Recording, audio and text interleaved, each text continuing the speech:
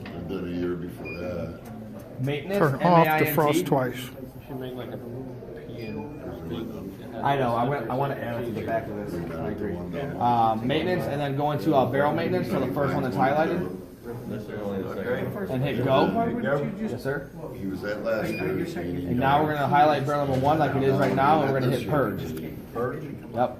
4 times. When we hit purge, what's going to happen is that barrel's going to activate, that motor's going to activate and start turning. At the same time, it's going to engage your CO2 solenoid. The CO2 solenoid is then going to feed CO2 into the barrel, and it's going to give you the ability to purge that product out of there. And it does not fill at that time either. It cuts off our fill cycle. Okay. So, and then you're going to dispense all that product out of there until it starts sounding. We probably all heard that, right? You'll see the line go down. Yep. And you'll be about. Typically, when you get to that point, you're going to be right about here. You're going to be under the dispense point, but then it's still exactly. So at that point, now we hit stop. So when you hit purge right now, it's going to hit. The purge is going to be replaced with the word by stop. So we tell the unit to stop purging, and then we relieve all the pressure inside that barrel. So we just go ahead and just do the handle. Fine, whatever one. It doesn't matter.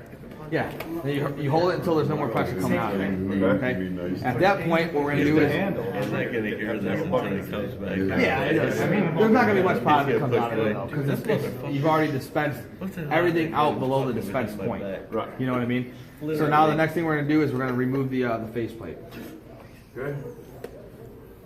Out of curiosity, Tommy, how do we do that? why did y'all go to pressurize? We've always done that. We've always done that. CO2 solenoid's leaking through right now. When you take that off, poof, it pops.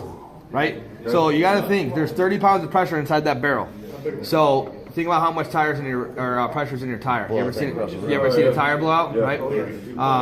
So I don't want you getting hit with that in your face. So basically, what we're gonna do is we're gonna take them off about halfway, and then we're gonna check the pressure inside that barrel again. If there's no pressure inside that barrel, we're good to take it all the way off. Okay. Well, let's take it off. Let's take out the. Now what we're gonna do is we're gonna get in here, and sometimes it gets sticky because it's been on there for so long. But I'm gonna grab it from this point and this point, and I'm just gonna wiggle it. We don't want to grab this because you run the risk of cracking the faceplate and screwing up the seal between the dispense nozzle and the faceplate. Okay. So then, if you can't get it off with your fingers, then what I'm gonna do is I'm gonna use like my Oetiker pliers or a pair of channel locks, something that has a rubber handle on it, and I want to get in between here, and I'll just start prying it off. Okay. Or use the CO2 pressure. Yeah, you can if you. I mean, I don't recommend it, but if you want to, by all means, my friend. That was attached to it. I knew that. So when we're doing this, though, just to give you a little bit of trick of the trade here, when you're doing this, when I pull this off, you're gonna pull this seal, and there's still gonna be product from here to here, right? Right. So you grab your 42-ounce cup, you put it underneath, you pull this off real quick, and you let all that product start to drain into here. And then when it starts to cascade down here and want to make a mess, you seal it again, you dump that out, you pull this off, you throw it in your bucket real quick. Make sure you don't damage anything. Yeah, make sure you don't damage anything, right? And then you're gonna put this stuff in your bucket, and then you're gonna reach back here and use your hand as a squeegee, and you're just gonna pull that product out of there. Oh, okay. Okay. So now this is empty. So now we're good. So now the next thing that we're gonna do is we're gonna replace that. We're gonna pull that seal. Okay. Yeah, where's that? There's the gun. See it? Flashlight and things like that.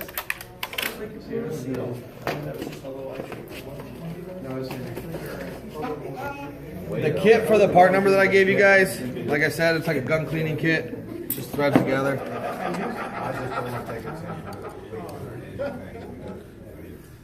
And make sure you get the fact that the Cornelius guys is using the FPD part to do this. Yeah, right? Good idea is a good idea. We just have more of them. Exactly. There's your Make your own and put your name on it. At least I, try to make your guys' jobs easier. You know what I mean? In a perfect world, one of those would come with each Seriously.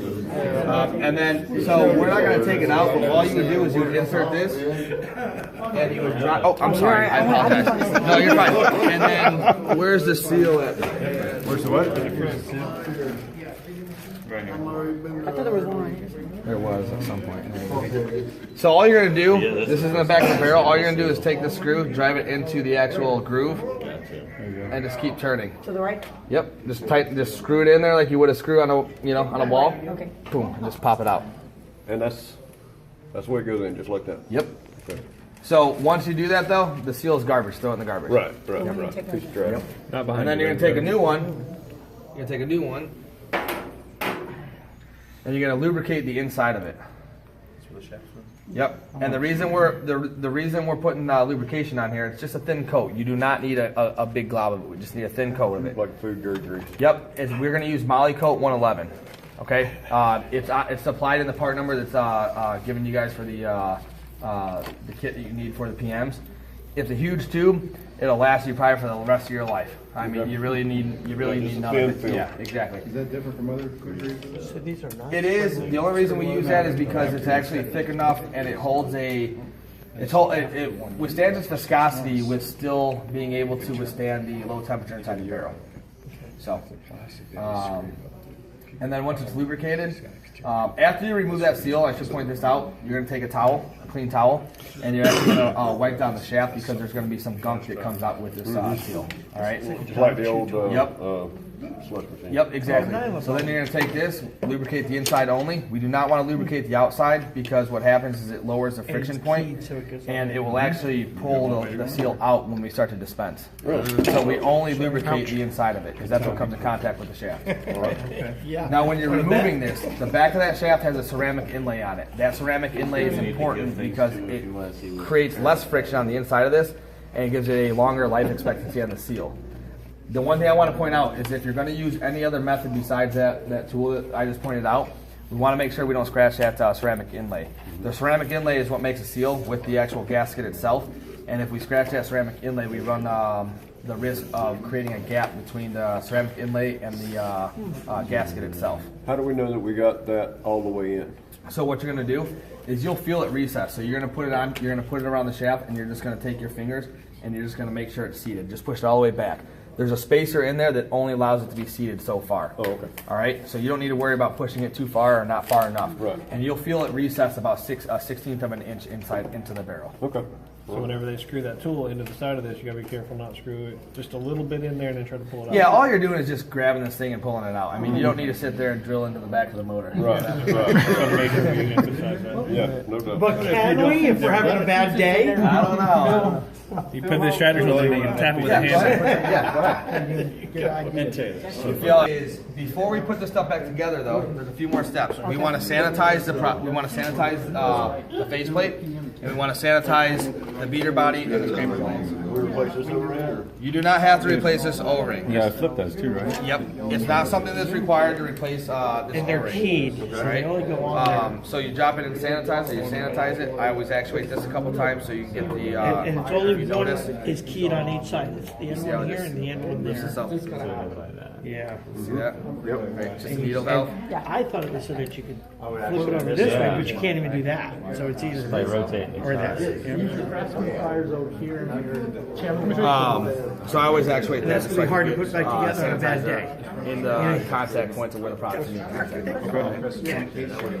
The next thing that we do is we sanitize these. After we sanitize them, we rotate them. So we want to take the right blade, take it to the left side, take it to the right side. The reason we do that every 6 months, and then they're replaced every year. Okay? So the reason we do once a year. So the reason we do that is if you feel that sharpness, In other words. over time they're going to become less sharp per se. And we want them to be sharp due to the fact that it scrapes that ice off the wall, and that's what creates the ice and the ability to form, right, or freeze. So before we sanitize these, we want to sanitize that barrel though. Okay.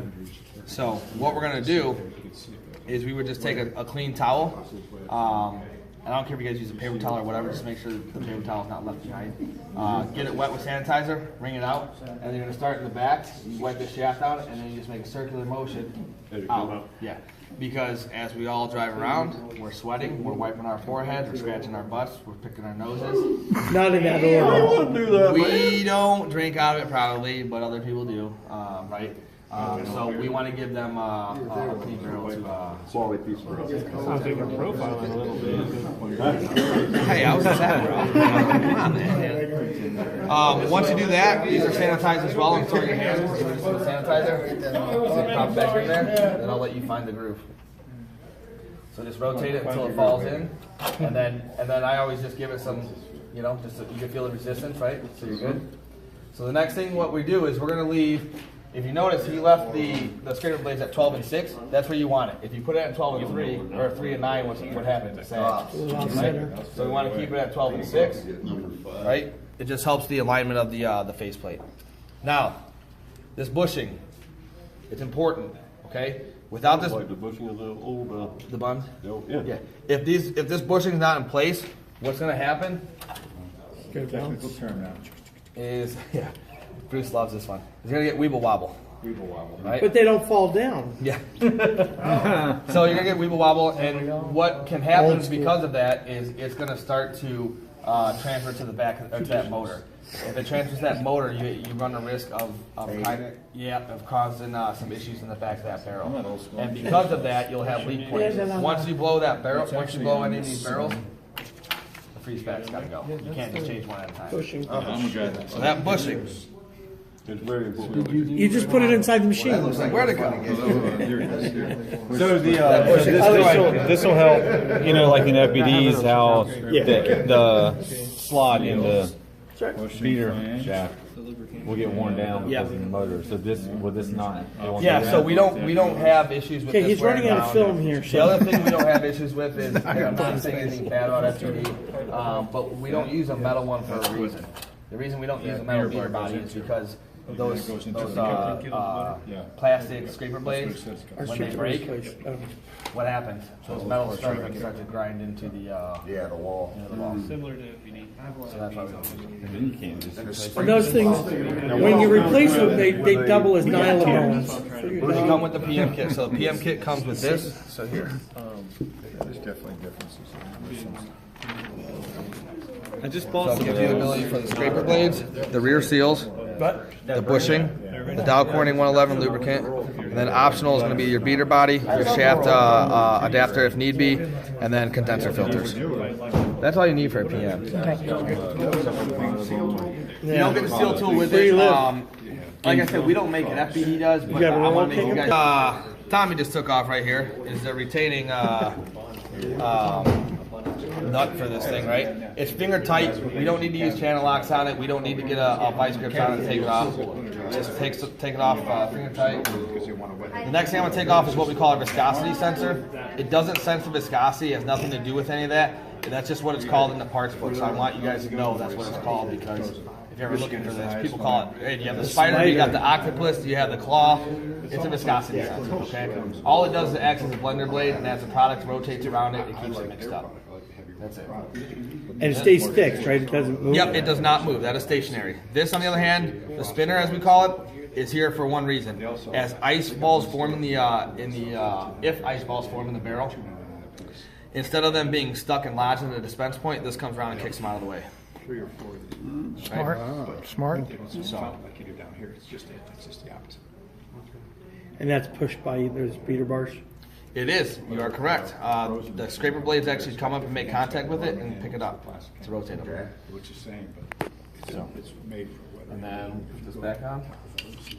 Again, just hand tight. We took that machine and used it for that. The split bushing, it is supposed to be split, so you guys know that is normal. Okay. So you pop this in. You can either put it on the faceplate or inside the beater body. Doesn't matter to me. They're gonna come white at first, but then after they're used, immediately they're gonna be dyed whatever color is in there. Red, blue, green, yellow, whatever it is. Yeah. Now we happen to have the bun. Now, I had a question about the lubrication on the faceplate earlier. The reason I don't use any lubrication, I just put a bead of water around it. You just need it to be able to slide into this barrel. The lubrication is too much. People put too much of a thick layer on it, and when you put it on there, you'll start to see it squeeze out, and it gets stuck between the faceplate and the barrel itself. It doesn't cause any issues. It just looks disgusting, and nobody wants to drink on it. Especially since you have a clear faceplate, you can see it. Yep. Exactly. So then when I'm putting these on, I actually seat this, right? You'll know it's seated because right now it's not flush. So when you seat it, you'll feel it. You see this? Oh, yeah. So it's snapped up. If not, you'll have one hell of a mess. Yeah, yeah. And I just want to make sure it's seated properly before I start to put these nuts on here. Into a motor stall. Really? Yeah, if you over tighten it, yeah. So you're just doing finger tight when you get Finger tight and then a quarter turn. Okay. Just like an oil. You just want it to be. If you look at all these, they're all pretty much flush with the. Like a fuel filter should be. The nut. That's in my movie. Yeah. Guys will pissed off at the last one I had to take off. Yep.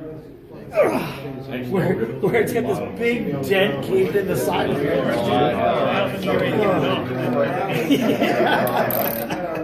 Man, oh man, there was some guy from Guardian up by I just look at it. I have a tool, a belt wrench and ceramic that you break the bar into. And then so we're not done yet, right? So now we've sanitized everything, replaced the barrel seal. The next thing that we're gonna do is we gotta check our bricks.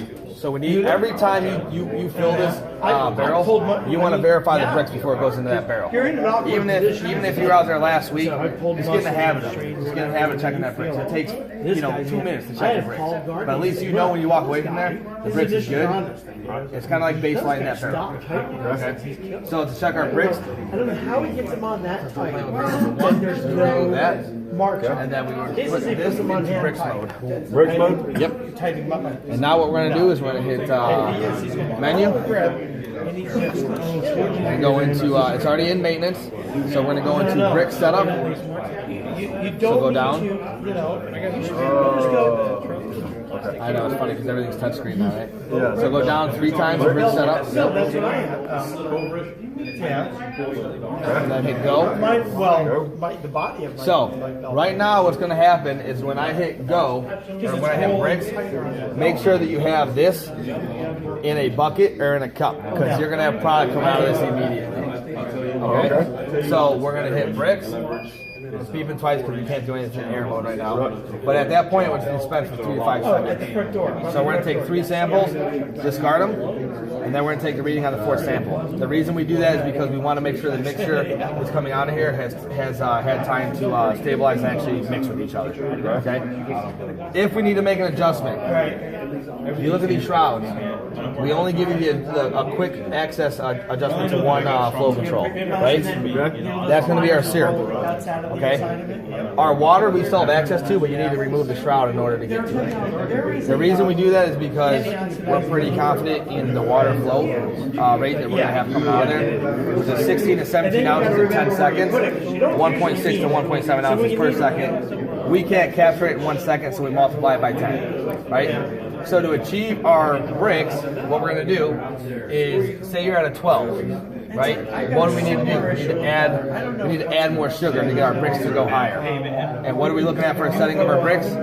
13. 13. Yep, 13 plus or minus 1, but 13.5 is what I set them to. All right? So 13.5, and what you're going to do is, so you make the adjustment. So in order to get more syrup into it, you're going to go clockwise. Right? Or to the right. So righty-tighty. So in is more, out or counterclockwise is less. Just like your fountain valves, exactly. It's the same valve, and you use your regular bricks cup. So we're going to use a refractometer, and that's where.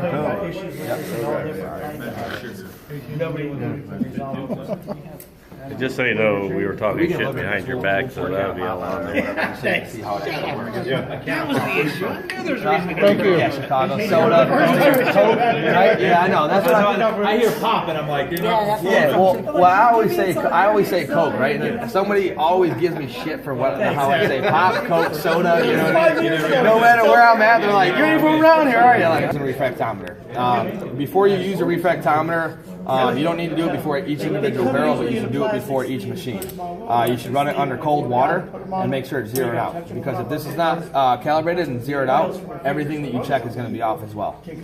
Right? So this is your tool. This is the only way you can communicate what your syrup ratio is going into that barrel. So without one of these, you shouldn't even be working on the machine. So you need to get one of these. All right. And after this, I'll show you what it looks like with water only, with some sugar product on there. Some code. It's universal. Yeah, sugar product.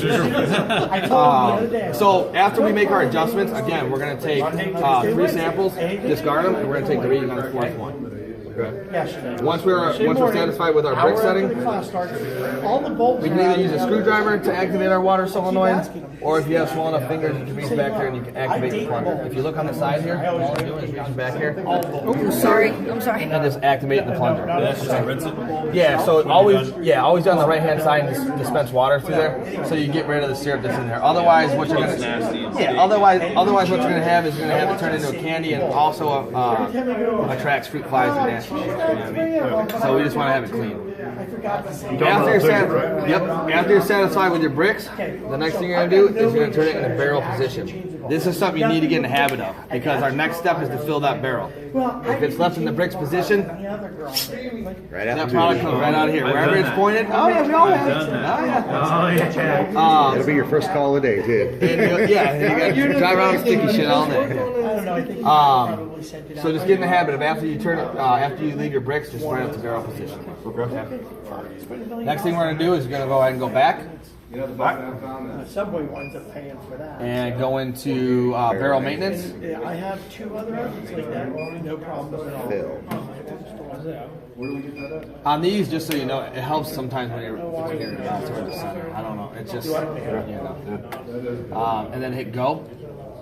Oh, really? So, and then we're going to highlight whatever barrel we're working on. Right now, it's barrel number 1. And then we would hit fill. Yep.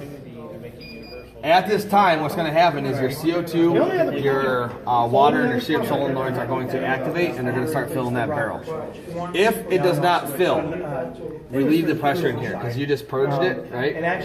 So you just want to make sure that there's no pressure inside that barrel. So you can, the way this works is it's all driven by a barrel pressure transducer.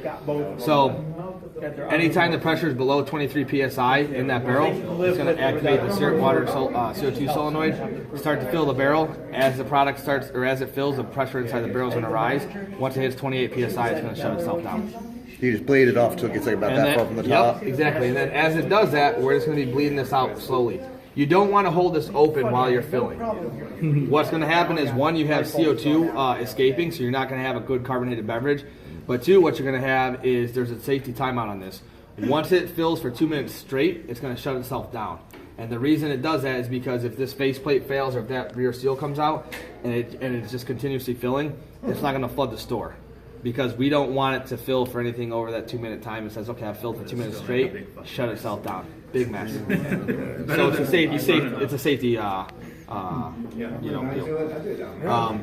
so as you do that, you're going to fill it up until it gets to about, I say it's about a ½ inch below the top of the barrel. I feel a little bit higher than that. That's just my preference. And then once you do that, then we're going to go into, we're going to hit stop. If you hit fill here, and when you leave this, it will not take it out. It will not turn it off automatically. So when you have to hit stop. Otherwise, when you go into the next step, which is going to be calibrate the motor, it's going to beep at you twice. It's going to go beep, beep, just like you've been hearing on this. Right? Mm-hmm. The reason it does that is because it's still in a different mode.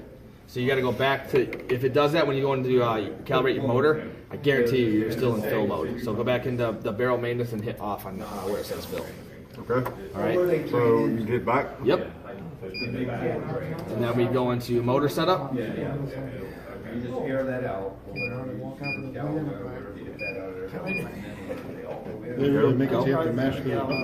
Motor setup right now, you want all your motor types to say 1. Motor type 1 is 60 hertz, which is what we have in the US. Motor type 2 is 50 hertz, which is overseas.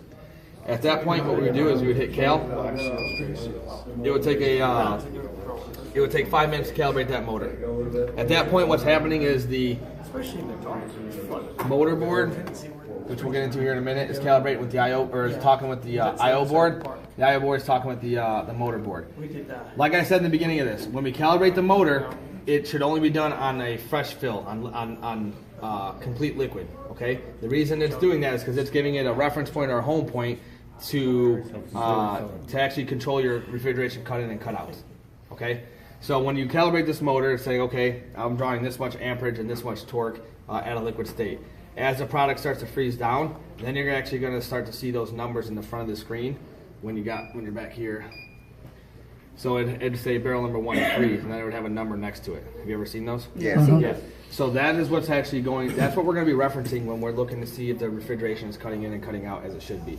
So on the default setting of 4, you're going to have 40 cut in at 40, cut out at 96. So what that's going to do is, as that product gets thicker, it's going to create more torque, draw more amperage, and you're going to start to see this number start to climb up. Once it hits 96, it's going to shut itself down. Now that cuts off at 96. That changes the front to ready to dispense. Yep, exactly. Now, is there a plus or minus percentage that it cuts out and says, preparing? And So on initial freeze down, on the very first time it freezes down, it freezes another 10%.